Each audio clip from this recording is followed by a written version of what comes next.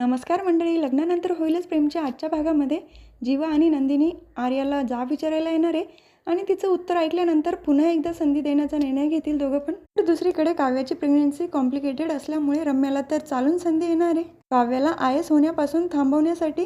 चला तर ती कशी पुढे बघूया. जीवा नंदिनी दोघं पण आर्याच्या घरी आलेले असतात. आर्या म्हणते बसा तुम्ही, मी पाणी आणते. जीवा म्हणतो पाणी आणण्यापेक्षा आमच्या प्रश्नांची उत्तरं. आर्या वेळ न लावता पटकन सांगते 3 वर्षापासून. जीवा विचारतो तू जर 3 वर्षापासून एक्झिट पिल्स घेत होती मग तू आम्हाला एकदा सांगायला हवं होतं ना, सांगितलं का नाही. तेव्हा आर्या म्हणते जीवा मला एक सांग, तुझ्या आयुष्यात सगळ्यात महत्त्वाचं कोण आहे. तेव्हा जीवा सांगतो नंदिनी. नंदिनी जर तुला सोडून गेली तर तुझी अवस्था कशी होईल. जीवा म्हणतो आर्या हे काय बोलते. आर्या म्हणते मी तुला एक साधा प्रश्न विचारला आहे.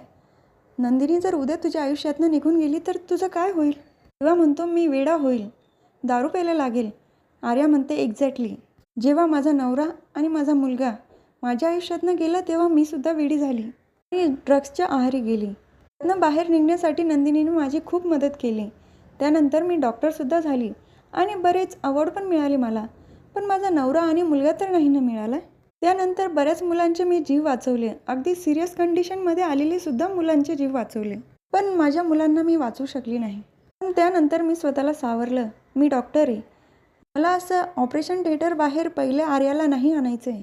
त्यामुळे मी एक्झिट पिल्स घ्यायला लागले. अजूनसुद्धा मी माझ्या नवऱ्याला आणि मुलांना नाही विसरू शकले, म्हणून मी आत्तापर्यंत त्या पिल्स घेत होती. तर जीवा म्हणतो पण हे सगळं तू आम्हाला आधी विश्वासात घेऊन सांगायला हवं होतं ना. आर्या म्हणते पण यापुढे असं कधीच होणार नाही. मी नाही खोटं बोलणार. एकदा माझ्यावर विश्वास ठेवा. जीवा म्हणतो पण आता तू आधी खोटं बोलली, इथून पुढे आम्ही कसा विश्वास ठेवणार तुझ्यावर. आमच्यासाठी आमचं बाळ या जगामध्ये सुखरूप येणं खूप महत्त्वाचं आहे. आर्या म्हणते मला माहिती आहे जीवा, तुमचं बाळ तुमच्यासाठी या जगात सुखरूप येणं खूप महत्त्वाचं आहे आणि इथून पुढे असं काही होणार नाही, मी तुला खात्री देते. तुम्ही जेवढं समजताय तेवढं कॉम्प्लिकेटेड नाही आहे. या रडत पण असते. जीवा म्हणतो आम्ही यापुढे तुझ्यावर विश्वास नाही ठेवू शकत. आर्याचं नाटक सुरू होतं. तिला उलटी होण्याचं नाटक करते आणि तिथून धावतच जाते. नंदिनी सांगत असते आहो जीवा, एक संधी द्या ना तिला, तिची अवस्था बघितली ना कशी आहे. तर या दोघांचं बोलणं आर्या लांबून ऐकत असते. माझा प्लॅन वर्क झाला. त्यांच्यासमोर फक्त तब्येत खराब होण्याचं नाटक केलं आणि हे लगेच तयार झाले. मला असंच हे नाटक पुढे कंटिन्यू करावं लागेल. तर आर्या बाहेर आल्यानंतर नंदिनी स्वतःच तिला पाणी देते, शांत करत असते. तेव्हा जीवा म्हणतो पण आर्या इथून पुढे असं काही खोटं बोलू नकोस. आर्या पण सांगत असते नाही जीवा, इथून पुढे अजिबात असं होणार नाही. नंदिनीच्या खांद्यावर डोकं टेकते. नंदिनीकडे पण काही पर्याय नसतो म्हणून तीही तिला धीर देत असते. तर दुसरीकडे रम्या आणि वसू आत्या दोघेही बोलत असतात. आर्याच्या गर्भामध्ये जे बाळ आहे ते जीवाचं असेल का. वसू आत्या म्हणतात मला पण तेच वाटतंय, पण ही गोष्ट जर नंदिनीला समजली की जीवा तिला फसवतोय तेव्हा तिची अवस्था काय होईल. घरामध्ये तर खूप मोठा ड्रामा होईल. रम्या पण म्हणत असते त्या नंदिनीला खूप विश्वास आहे ना जीवावर, नेहमी त्याची बाजू घेऊन भांडत असते. त्या समजल्यावर विचारेल जीवा तुम्ही असं कसं वागू शकतात, माझी फसवणूक केली तुम्ही. मध्ये बोलणं चालतात. हो हो नक्की नंदिनी असंच बोलेल. पण आता आपल्या हातामध्ये हुकमाचा इक्का लागलाय. बॉम्ब आहे बॉम्ब, पण आता तो फोडायचा कसा. आर्याची प्रेग्नेन्सी नंदिनी समोर आणावीच लागेल.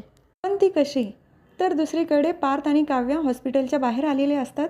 पार्थ म्हणतो ज्याची भीती होती तेच झालं आणि आता हे घरात सांगायचं तरी कसं. काव्या पण म्हणत असते हो ना, आईंना हे सगळं कसं सांगायचं, कारण आई बाळाचा विषय म्हटलं काही खूप घाबरून जातात. पार्थ म्हणतो पण आता इथं बोलण्यात काही अर्थ नाही, घरी जाऊन बघूया काय करायचं ते. दोघंही घरी येतात तेव्हा मानिनी काकू विचारत असतात ए तुम्ही आलात, कशी झाली सोनोग्राफी, काय म्हटले डॉक्टर, रिपोर्ट काय आले. तेव्हा दोघंही फक्त बघत असतात, काहीच बोलत नाही. स्वात्याही विचारतात काय झालं, तिकडं सगळं व्यवस्थित तर झालं ना. जीवा पण म्हणतो अरे बाबा पटापट बोला ना, काय झालं आहे नेमकं. मानिनी काकू परत विचारतात अरे बोला पटपट बोला काय झालं आहे. वसू आत्या म्हणतात अरे बोलत का नाही, बाळाला तर काही. तितक्यात विक्रम काका म्हणतात वसुताई तू जरा शांत बसशील का, काही काय बोलते. वसू आत्या म्हणतात अरे मला काळजी वाटली म्हणून विचारलं. विक्रम काका सांगतात तू काळजी करूच नको, शांत राहा जरा. तर सगळेच विचारत असतात अरे नेमकं काय झालं सांगा तरी. काव्या फक्त पार्थकडे बघत असते. रम्या पण वसू आत्यांना सांगते आई तू थोडी शांत बस ना जरा. तेवढ्यात पार्थ म्हणतो प्रेग्नेन्सीमध्ये कॉम्प्लिकेशन्स आहे.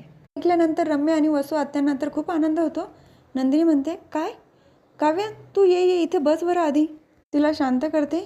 काय म्हटले डॉक्टर? घाबरण्यासारखं तर नाही ना काही? बरेच प्रश्न विचारत असते तेव्हा काव्या म्हणते, प्रेग्नेन्सीमध्ये जरा कॉम्प्लिकेशन्स आहे. आणि पार्थला सगळे विचारतात, अरे बाबा तू तरी सांग नक्की काय झालं आहे? त्यामध्ये काहीतरी पर्याय असेल ना? काय करायला लावलं आहे? तेव्हा पार्थ म्हणतो, डॉक्टरांनी प्रीमॅच्युअर डिलिव्हरी सांगितली. तेव्हा मिथून काका म्हणतात, प्रीमॅच्युअर डिलिव्हरी? अरे वा, म्हणजे बाळाला खूपच घाई झाली आजी आजोबांना भेटण्याची. तेव्हा पार्थ म्हणतो, मिथून काका हे हसण्यावारी घेण्यासारखं नाही आहे, खूप सिरियस आहे.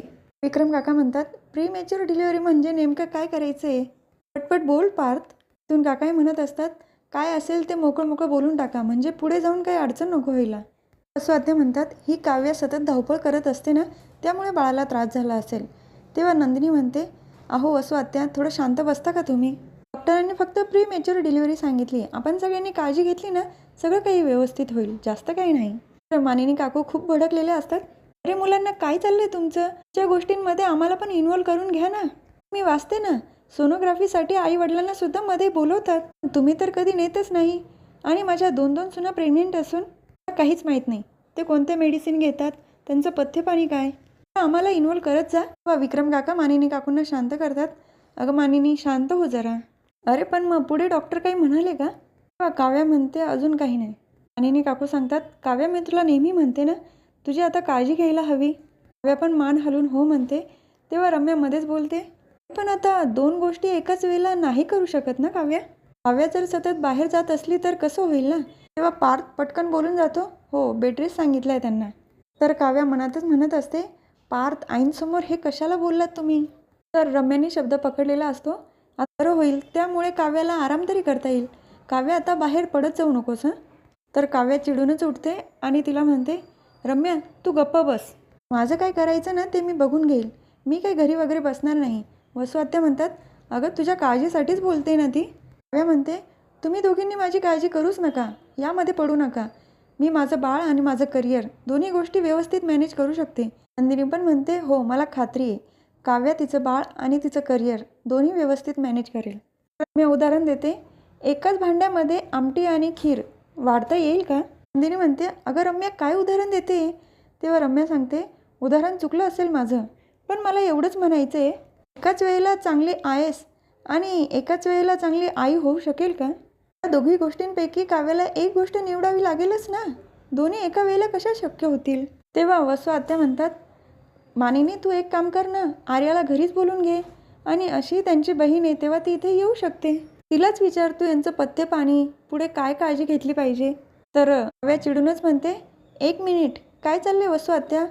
काही आर्याला बोलवायचं नाही, मी माझ्या बाळाची आणि माझी काळजी व्यवस्थित घेऊ शकते.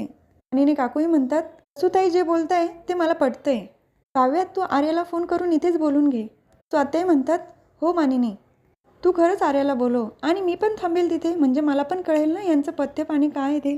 तर हे ऐकल्यानंतर रम्या तर खूप खुश असते, कारण जीवा आणि आर्याचं सत्य सगळ्यांसमोर आणायचं असतं ना.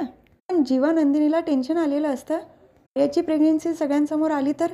हा भाग इथेच संपतो. पुढील भागात बघायला मिळतं की आर्या घरी आलेली असते आणि मुद्दाम तिच्यासाठी पपई कापून आणते, तू हे खा. तेव्हा आर्या म्हणते, मला नाही खायची. रम्या विचारते, पपई का नाही खायची, तू काही प्रेग्नेंट आहे का? तिने पण म्हणत असते, रम्या तू कशाला आग्रह करते, तो तिचा वैयक्तिक प्रश्न आहे. सो आत्या विचारतात, कोण आहे तो मुलगा? तेव्हा जीवा म्हणतो, मी सांगतो.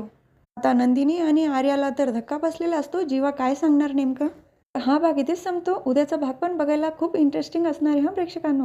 उद्या पुन्हा भेटूया पुढच्या व्हिडिओमध्ये. असेच नवनवीन अपडेट जाणून घेण्यासाठी माझ्या व्हिडिओला सबस्क्राईब करा प्रेक्षकांनो प्लीज. बेल आयकॉन दाबायला विसरू नका. धन्यवाद.